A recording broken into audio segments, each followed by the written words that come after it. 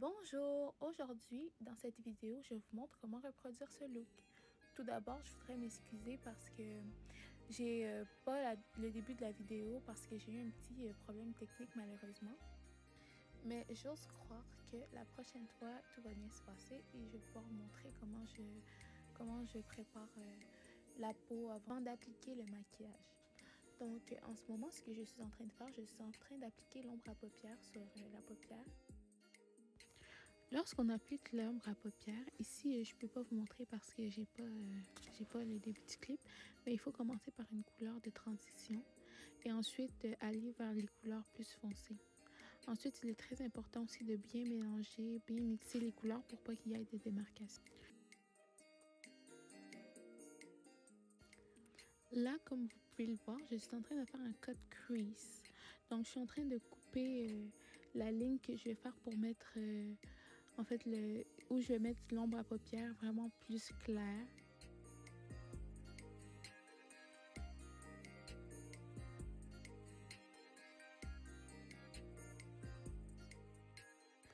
Pour ne pas que ça fasse trop une grosse coupure entre l'ombre à paupières du début puis l'ombre à paupières que je vais mettre, l'ombre à paupières que je suis en train de mettre en ce moment, j'utilise la brosse que j'ai utilisée au tout début pour venir flouter un peu le cut crease.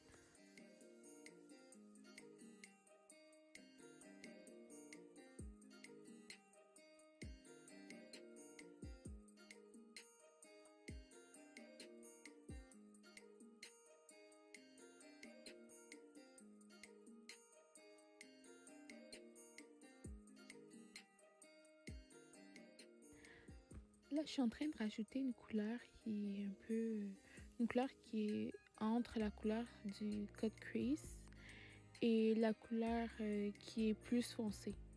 Donc, une couleur qui est entre le rose et le brun qui est vraiment plus foncé.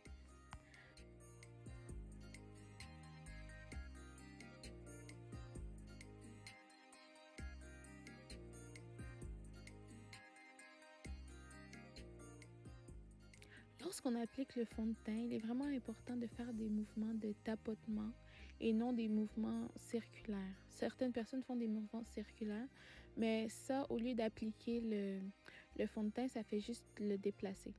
Donc, pour avoir une bonne application efficace aussi, puis pour pas utiliser toujours trop de produits, c'est mieux de tapoter et non de faire des trucs circulaires ou de faire comme si tu étales le fond de teint.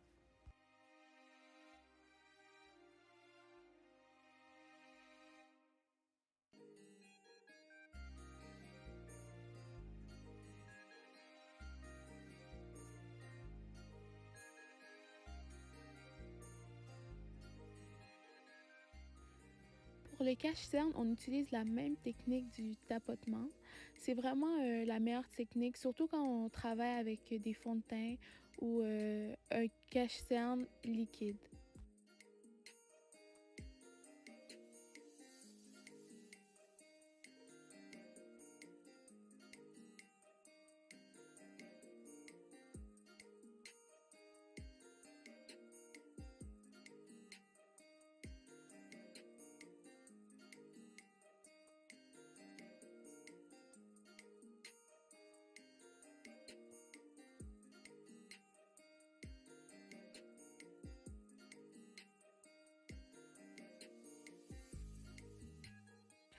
Lorsque j'applique le eyeliner, j'aime bien commencer de l'intérieur de la paupière jusqu'à l'extérieur parce que ça me donne plus de précision aussi de où je veux finir mon trait.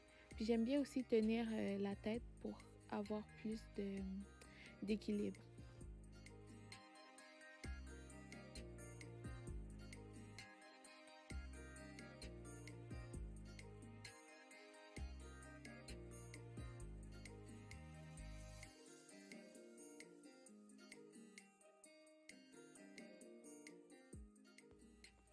Là, je suis en train de rajouter la poudre pour pas qu'il y ait un fini trop huileux parce que j'aime pas quand c'est trop huileux. J'aime mieux quand ça a l'air tout sec.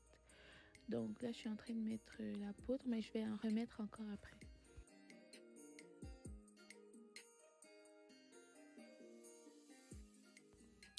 là, j'applique le bronzer. Le bronzer, c'est un peu comme le contouring, mais pas vraiment comme le contouring parce que le contouring, c'est vraiment plus prononcé. Mais là, je suis juste en train de mettre un peu de poudre bronzante autour du visage et aussi dans le creux des joues.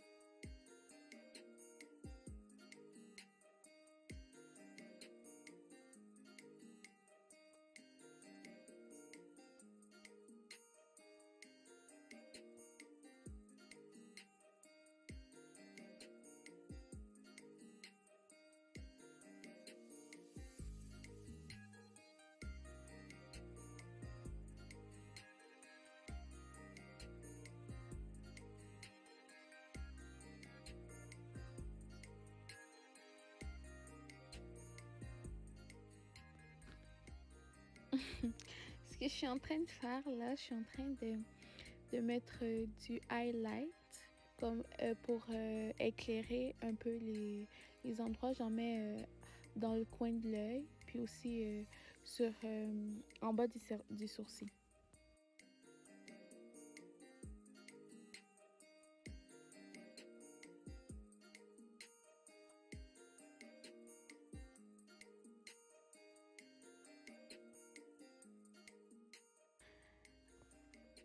À ce moment, je sais que plusieurs personnes vont dire que je mets le setting spray un peu trop tôt parce que j'ai pas encore fini le look.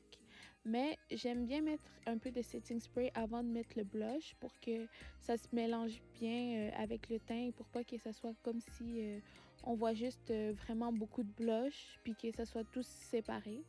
Donc pour que mon teint soit uniforme, j'aime bien mettre aussi du setting spray avant de mettre le blush.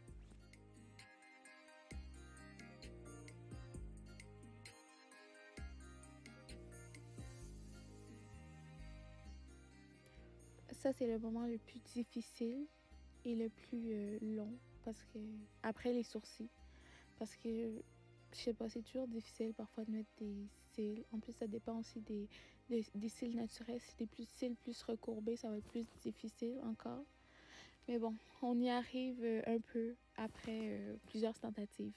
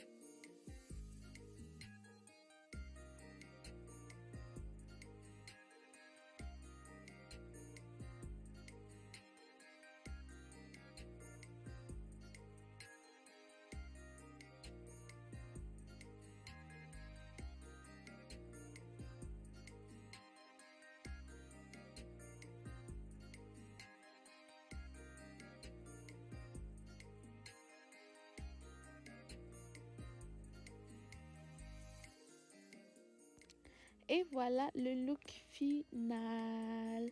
J'espère que vous aimez le résultat. J'espère surtout que vous avez appris des petits trucs à travers la vidéo. Et surtout, il ne faut pas oublier de like, subscribe, partager. Vous pouvez laisser un petit commentaire, soit d'encouragement ou constructif. Et n'oubliez pas de nous suivre sur nos réseaux Instagram et Facebook. Donc, je vous dis à la prochaine et surtout merci d'avoir suivi ma vidéo jusqu'à la fin.